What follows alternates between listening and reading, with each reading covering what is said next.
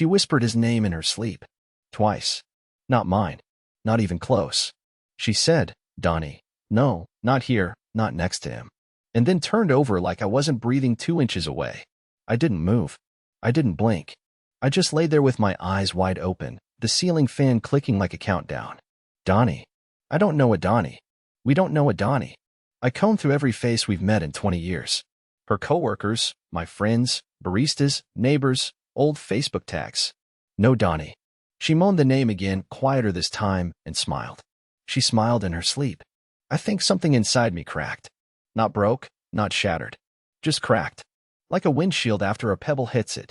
A tiny fracture you can't unsee once it's there. I didn't wake her. Instead, I got up, walked to the kitchen, and stared at the digital clock on the oven. 1:14 a.m. I pulled out a sticky note, wrote the name Donnie in capital letters, underlined it twice, and stuck it on the fridge door. No plan. Just instinct.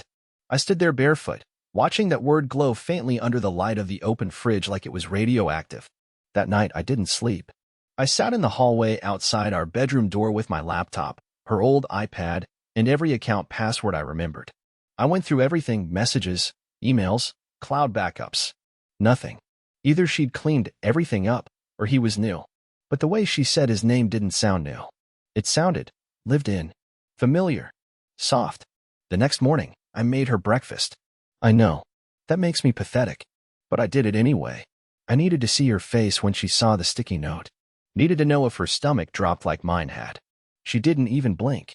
She read the name, peeled the note off, threw it in the trash, and asked me if I'd remembered to buy eggs. I asked her, "Who's Donnie?" She said, "What?" I repeated, "You said Donnie in your sleep." She tilted her head, gave me a laugh so practiced it felt rehearsed, and said, "You must have dreamt that. You're so weird sometimes." And she kissed me on the cheek. The same cheek that had gone numb hours earlier. After she left for work, I didn't cry. I didn't scream. I just sat at the dining table and stared at the salt shaker. I don't know why. I just fixated on it. Maybe because it was the only thing in the house that hadn't lied to me. By noon, I was driving around aimlessly, checking addresses she used to visit. I went past her yoga studio, her office, her old friend's salon. And then, for reasons I still don't understand, I drove to her mother's house, even though her mom passed away 4 years ago. That's where it happened. That's where everything unraveled. Her car was parked out front. I got out, walked up the driveway. No plan. No excuse. I rang the bell, and the man who opened the door had no shirt, a wine glass in one hand, and a tattoo on his shoulder that read D. He froze. And that's when I knew. Donnie wasn't just real. He wasn't just in her dreams. He was in her mother's old house. And worse, she had given him a key. He didn't speak. Just stood there in the doorway, blinking at me like he couldn't figure out whether to smile or slam the door. He was in his late 30s, younger than me, built like a guy who doesn't skip gym days, hair still wet from a shower. He wore only a towel around his waist and a smug little expression that practically said, "You weren't supposed to see this." I stared at the wine glass in his hand, tilted just slightly like he was ready to toast something. Then I looked over his shoulder. The house was exactly how I remembered it when Lorraine's mother was alive. Same old ceramic fruit bowl on the dining table. Same dusty bookshelf with her cat figurines.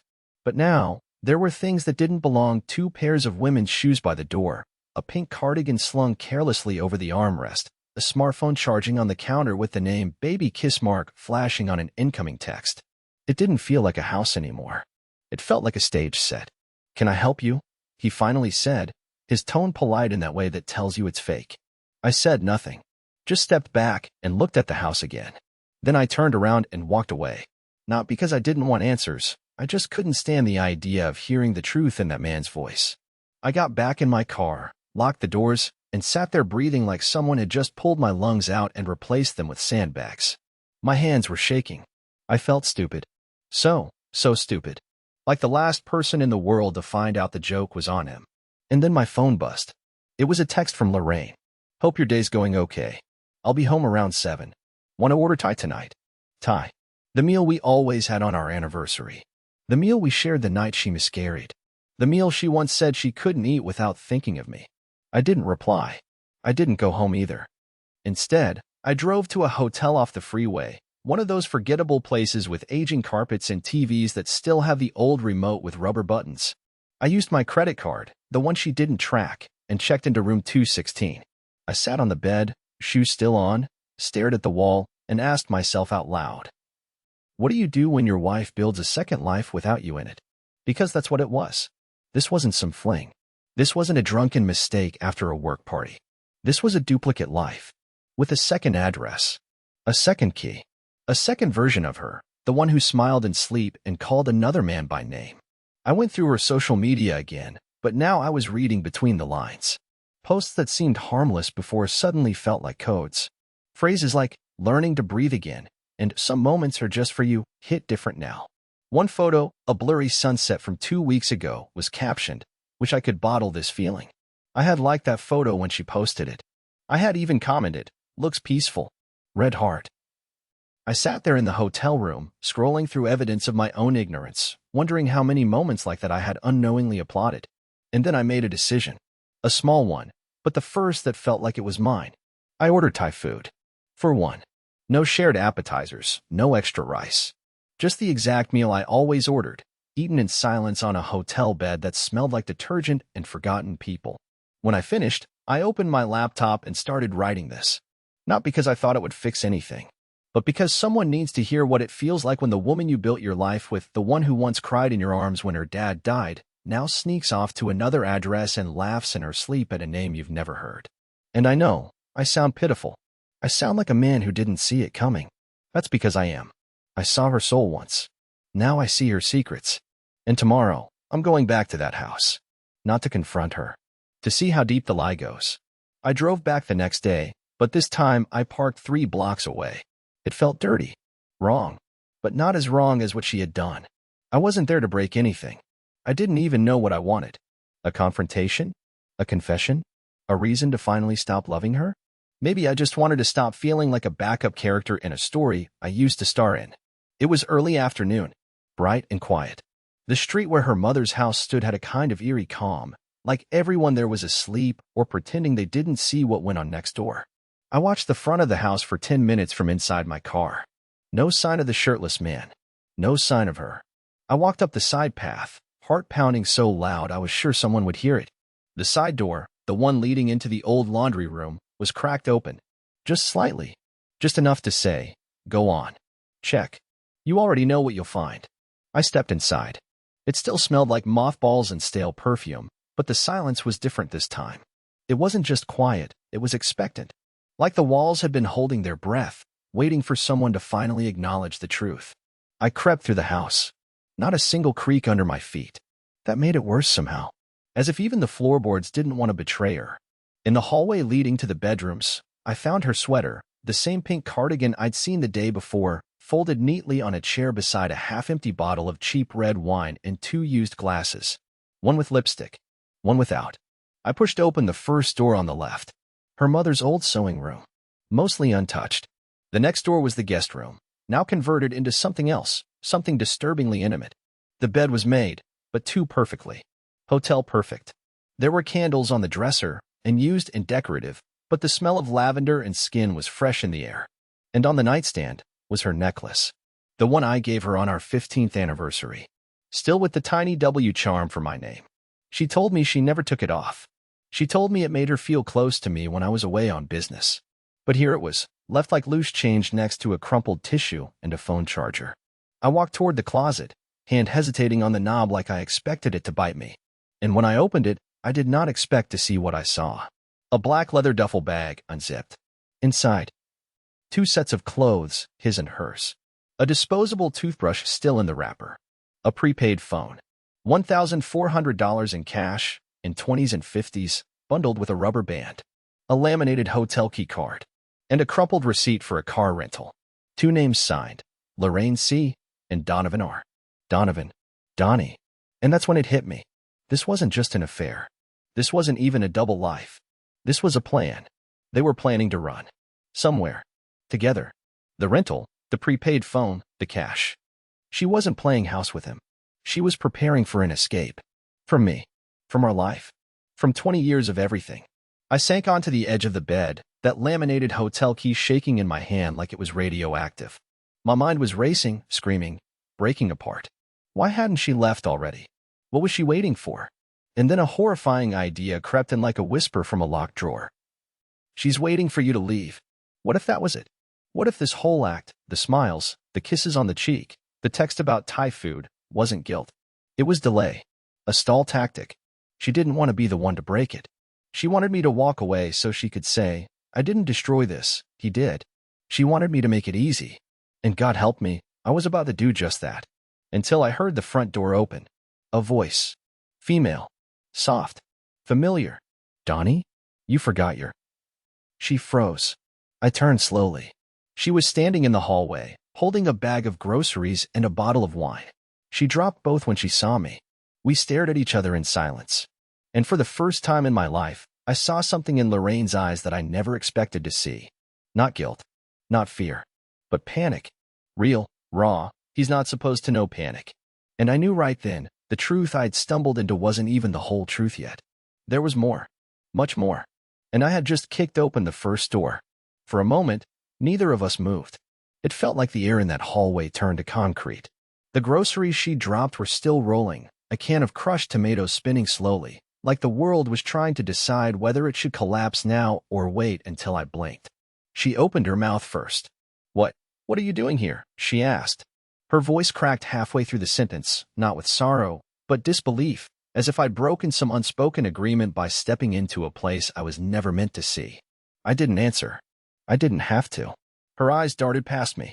She saw the open closet, the black duffel bag, the receipt I still had in my hand, the necklace she claimed she never took off, sitting silently on the nightstand like a trophy she forgot to hide.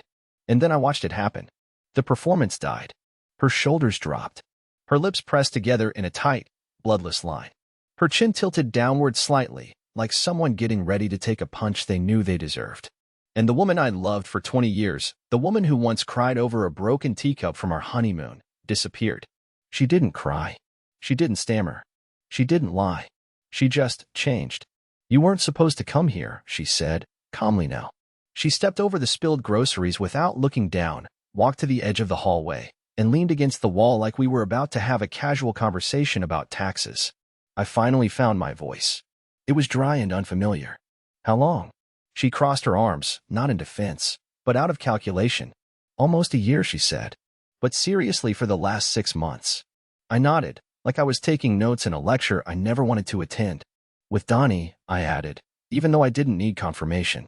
She smirked. That's what killed me. His name is Donovan. I almost laughed. Almost. And what is this? I asked, lifting the hotel key card, the receipt, the cash. Some midlife Bonnie and Clyde thing?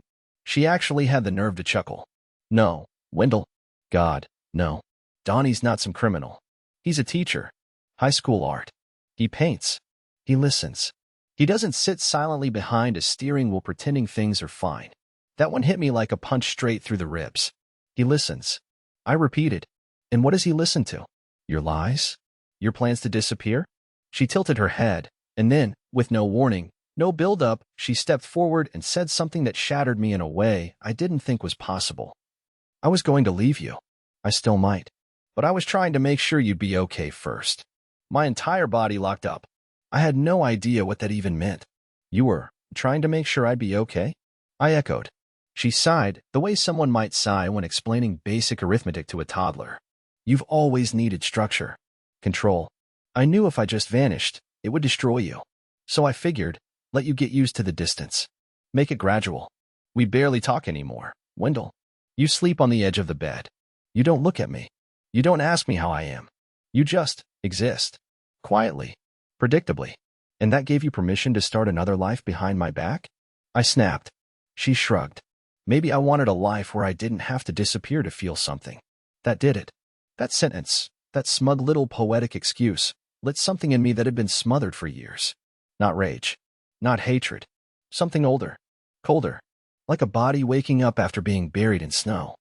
I took a slow breath, walked toward her, and stopped just far enough that I could smell her shampoo, the same brand I used to bring home because she claimed she hated carrying heavy bottles.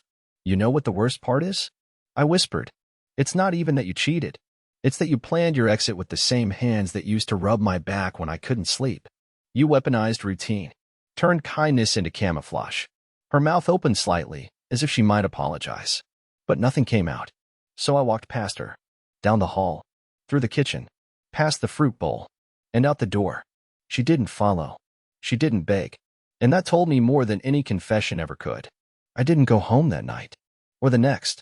I drove, then parked, then drove again. I slept in my car in a grocery store parking lot, wrapped in a jacket that still smelled like her detergent. At some point, I started laughing, that awful kind of laugh that creeps out when your world breaks just enough that crying feels too organized. I didn't want to tell anyone. Not my brother, not my coworkers, not even Jeff. And he once got arrested for punching a paper towel dispenser in a Denny's, so he wouldn't judge. I just couldn't make myself say the words out loud. My wife has been planning to leave me for another man using her dead mother's house as headquarters. I mean, how do you even begin? But I couldn't stay in limbo. Not anymore. So on the third morning, I forced myself back into our house, the one with the blue shutters and the lilac tree she never watered but always pretended she did. Everything looked exactly the same. Too same. There was still a used coffee cup in the sink. The TV remote on the couch. Her phone charger looped on the nightstand like a coiled snake. But she wasn't there. I could feel it before I even turned the knob. She'd gone to work. Or to Donovan.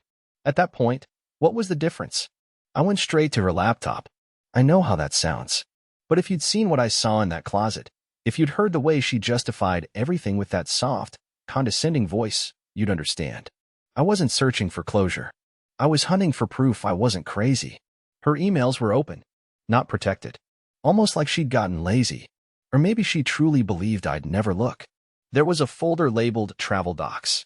I opened it, and there it was. A PDF titled December Getaway, Itinerary, DNC. DNC, Donovan and Connie. I clicked. The document outlined a 10-day trip to Oregon. Cozy Airbnb by the coast. Couples massage on day 3. Wine tour. Sunset horseback ride. And the kicker, a joint bank account listed at the bottom, already funded. My name wasn't anywhere in the file. I closed it, heart racing, palms sweaty. But then something caught my eye. In the inbox, there was an unread message from just 15 minutes earlier. From him. Donovan. Subject line, change of plans, he knows? I clicked. The body of the email was short. Too short. Did he figure it out? I'm assuming that's why you didn't answer last night. Do you still want to go through with it? I don't want to pressure you. But I can't stay in the middle like this. Please don't ghost me. Not after all this. You said he's weak. That he wouldn't do anything. Are you sure? I leaned back. The room spun. So she told him I was weak. That I'd never fight. That I'd quietly collapse like a flan in the sun while they rode off into the mist together. And maybe she wasn't wrong. But here's the thing, something in me was shifting. Quietly. Deeply. Not into anger. Not even into courage. Into clarity. They thought they had control. They thought I would fade into the background while they scripted their perfect new beginning. And that was their mistake. Because now, I wasn't a man trying to win her back. I wasn't even a man trying to stop her. I was a man finally seeing clearly for the first time in years. And everything I saw was rot. I forwarded the email to myself. Then I clicked reply. I stared at the blinking cursor for a full minute. And then I typed. She's not who you think she is either. Be careful, Donovan. I didn't send it. Not yet. I saved it as a draft. Because something in my gut told me, this is bigger than just betrayal. And whatever came next. I needed to be ready. I didn't sleep that night. I tried. I laid down, closed my eyes, counted imaginary sheep, did breathing exercises I saw in some YouTube video with soft jazz playing in the background. Nothing worked. Every time I came close, my brain would whisper, she said you're weak, and I'd jolt awake like a man being buried alive. By 4:30 a.m., I was back at her laptop. I know how obsessive this sounds, but you need to understand, I wasn't looking for closure anymore. I was looking for the whole story. The part she never told me, not in bed, not on long drives, not when she was drunk and vulnerable at 2 a.m. The version of her that existed before me. The one that still seemed to breathe beneath her skin. I opened a folder labeled Taxes 2011 to 2019. Not because I cared about our taxes, but because she always hid things where she thought I'd never look. And buried deep in the 2016 subfolder, inside a zip file labeled bills_other, I found a PDF with a file name I didn't recognize. Hillcrest_psych_report.pdf. I almost didn't open it. I thought maybe it was medical. Maybe something personal I had no right to see. But the moment I did, the floor under me vanished. It wasn't about me, or anyone I knew. It was about her. Hillcrest was a behavioral health clinic. The report was 7 pages long. Formal language. Psych evaluation. She had been admitted for observation back in 2006, the year after our second miscarriage. The year, she said she took time off work because she was burned out. But it wasn't burnout. She had checked in under a different name. Constance L., right? I stared at that last name for a full minute, trying to make sense of it. Her maiden name wasn't right. It was Delaney. She said so. I met her father, a man who gave me a cigar on our wedding day and told me to take care of his girl. But none of it lined up. The report detailed several months of therapy, emotional instability, deep dissociative behavior, obsessive coping patterns, and this part stopped my heart, multiple false identity accounts. The document even cited that she had a history of forming parallel relational narratives where she shifted details of her life depending on the person she was closest to. In plain English, she lied about who she was, not just casually, but structurally, repeatedly, professionally. I didn't even know who I was married to, and yet I'd shared my name, my home, my body, my finances, my family history, everything with a woman who had carefully, deliberately, designed herself from the ground up. There was an emergency contact listed at the bottom of the form. A name I didn't recognize. Deborah Klein. Sister. Sister? She never said she had a sister. She told me her only sibling died in high school. I Googled Deborah. Fast. There weren't many results, but one address matched, and it wasn't far. Just a small place on the outskirts of town, in a rundown suburb Lorraine always avoided, claiming it gave her the creeps. At this point, I was beyond paranoid, beyond exhausted. I was driven by one thing only. If my entire marriage was a fiction, I needed to know how deep the lie went. And maybe, just maybe, someone in this story remembered the truth before it got rewritten. I drove there before the sun came up. It was one of those neighborhoods where the sidewalks are cracked, and the mailboxes lean forward like they've given up. I knocked. No answer.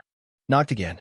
Finally, the door opened, and there stood a woman in her early 50s, short, tired eyes, cigarette in hand, in the same exact jawline as Lorraine. My stomach sank. "Can I help you?" she asked, wary but not rude. I asked, "Is your name Deborah?" She blinked, like she hadn't heard that name used in a while. "Yes. Who wants to know?" "I'm Wendell. Lorraine's husband." She went completely still. The kind of stillness that happens when someone realizes the past just knocked on their front porch. "I told her this would happen one day," she said, almost to herself. "I told her the truth always finds its way." I asked her straight up, "Is her name even Lorraine?" The woman laughed once, not with humor, but with bitterness that had been aging for decades. "No, her real name's not Lorraine. And you're not the first man she's done this to." She stepped aside, and that's when I knew. My marriage wasn't just broken. It had never actually existed at all. The inside of Deborah's house smelled like smoke, old wood, and memories no one wanted to keep. Faded family photos lined the hallway, most of them with faces too blurry or too distant to recognize. She poured herself instant coffee and didn't offer me any. I didn't ask. I sat in a creaky chair across from her kitchen table, staring at the frayed edges of a placemat that looked older than I was. "She goes by Lorraine now?" she asked, stirring slowly. I nodded. My voice still hadn't come back. She took a long drag from her cigarette, exhaled like she was trying to rid herself of something more than just nicotine, and said, "She was Connie when she was with the guy before you. Claire before that. When she was 19, she called herself Lauren and claimed she was from Phoenix." None of it was true. I just sat there, stunned. Everything she said sounded impossible, surreal, and yet, I believed every word. Why? Because deep down, something had always felt a little off. Not wrong exactly, just impenetrable. Like no matter how long we'd been together, a part of her was always hiding behind frosted glass. Why? I finally managed to ask. Why make up entire lives? Did she go through something? Deborah stared at me, as if weighing how much truth I could handle. Then she leaned in, resting both arms on the table. She was born in Kentucky. Our dad walked out when we were little. Our mom was not right. She used to lock Connie in the closet when she was too loud. Told her she had a demon in her throat. When Connie turned 16, she ran away. Just vanished. Didn't even take her shoes. I didn't hear from her for years. Then one day, she shows up in a new town with a new name and a new accent. She tapped the ash into a plastic tray. She was always brilliant, you know? Knew how to read people, how to become whoever they needed her to be. She called it survival. Said the real her wasn't marketable. She made up versions of herself the way normal people make dinner. I didn't realize I was holding my breath until my chest started to hurt. So, everything? I asked. Everything she told me, her childhood, her mom dying of cancer, the cousin with the disability, the favorite lake she swam in as a kid. Deborah shook her head. Fiction. Maybe loosely inspired by something real, but most of it? Built for you. I'm sure she tailored the stories depending on what made you feel close to her. My stomach turned. My wedding vows. Our anniversaries. All the years we spent building a life I thought was ours, had been based on narratives crafted to keep me connected to someone who never really existed. Why didn't you stop her? I asked, almost accusing. Deborah snorted. You think I didn't try? She always ran when someone got too close. But you were the first one she stayed with this long. 20 years? That's a record. I figured maybe she finally found peace. Maybe she was done lying. Guess I was wrong. I sat there in silence for a while, trying to hold onto something real, anything. I reached into my jacket pocket and pulled out the printed email from Donovan. Deborah took it, read it, and handed it back with a dry laugh. So she found another mark. She told him I was weak, I muttered, almost to myself. She always tells the new guy the last one was pathetic, Deborah said. Makes them feel like a hero, like she's being rescued from something. I looked up. What happens when he stops being a hero? She didn't answer right away. Just lit another cigarette. She either ghosts him or rewrites the story, or she disappears and reemerges as someone else. And what about me? I asked. Am I just a deleted chapter? She looked at me long and hard, then said something that hit me harder than anything Lorraine had ever done. No, you were the longest chapter. Maybe even the one she almost believed in. But she doesn't know how to live in one book. That's the tragedy. I sat there another hour. Deborah didn't offer comfort. She just gave me the truth raw, burned around the edges, but real. And honestly, that was more than I'd had in years. Before I left, she handed me a small, worn photo from a drawer. 2 little girls sitting on a porch. One of them holding a cracked porcelain doll. The other, younger, darker-haired, looking away from the camera like she didn't want to be remembered. That's her. Before she became anyone else. I stared at the photo. That face, it was her. But it wasn't. It was the version of her I never got to meet. The one who maybe hadn't learned yet how to manipulate people. The one who still had a chance to be whole. As I walked back to my car, the photo still in my pocket, I knew something had shifted. She wasn't just a liar. She was a shapeshifter. And I had spent 20 years trying to love someone who didn't know how to stay one person long enough to love herself. I didn't rush home that day. I drove without direction, letting the turns take me through places I hadn't visited in years, the old public pool where she once pretended to almost drown just to pull me into the water with her, the taco stand we never returned to after I got food poisoning. The bookstore we used to claim was our spot, until she stopped reading altogether. I was retracing memories, not to mourn them, but to lay them down gently, like putting pebbles on a grave. When I finally pulled into our driveway that night, her car was there. Lights on, curtains drawn. The house looked peaceful, even ordinary. But for the first time, it didn't feel like mine anymore. It felt like a stage that had been torn down after the final act. She was sitting at the kitchen table when I walked in. No music, no candles, no apology rehearsed on her face. Just her. Still, composed. But this time, I could see it clearly, the cracks behind the eyes, the wiring beneath the smile. I wondered how many other men had sat across from her like this, thinking they knew the woman in front of them. I didn't sit down. I spoke to Deborah, I said. That hit her. A slow blink. A moment of silence she didn't know how to fill. She told me who you are. Who you were. What you've done. She stood up slowly. Wendell, listen. No, I interrupted. You don't get to steer this anymore. And to my surprise, she didn't argue. She didn't cry. She just nodded, like a child being told recess was over. I wasn't trying to hurt you, she said quietly. But you did. I know. That was the first honest exchange we'd had in years. I stepped forward and placed the small photo, the one Deborah gave me, on the table between us. Her eyes landed on it, and something in her posture broke. She sank back into the chair, like her bones had lost the will to pretend. I don't hate you, I told her. I probably should, but I don't. Because what I loved was real to me, even if it wasn't to you. She looked up at me then, really looked, and there was no manipulation left. No mask. Just a woman who had spent a lifetime escaping herself and now had nowhere left to go. I'm not going to burn your things, I continued. I'm not going to scream or make a scene. I'm not even going to expose you. That's not who I am. She closed her eyes, a tear finally slipping out. I'm just walking away, I said. And I hope, wherever you go next, you stop running. I mean it. I packed my things the next morning. Only what was mine. I didn't leave a note, or a speech, or a dramatic moment. I just left, quietly, on my own terms. The first few weeks were hard. There were moments I hated how soft I'd been. Times I wanted to rewrite the past. But every morning, I woke up a little lighter, a little clearer. I started jogging again. I reconnected with my brother. I booked a trip to Oregon, not to escape, but to reclaim it. And on the plane, something strange happened. I laughed, just quietly, to myself, because I realized something beautiful. She didn't get the last word. I did. I didn't become bitter. I didn't become small. I didn't become the shell she thought I would. I became me, the real me, not the version someone invented to keep me in place. And somewhere out there, she might still be inventing new names, new cities, new stories. But I finally started writing mine. For the first time in 2 decades, I wasn't living in someone else's script. I was free.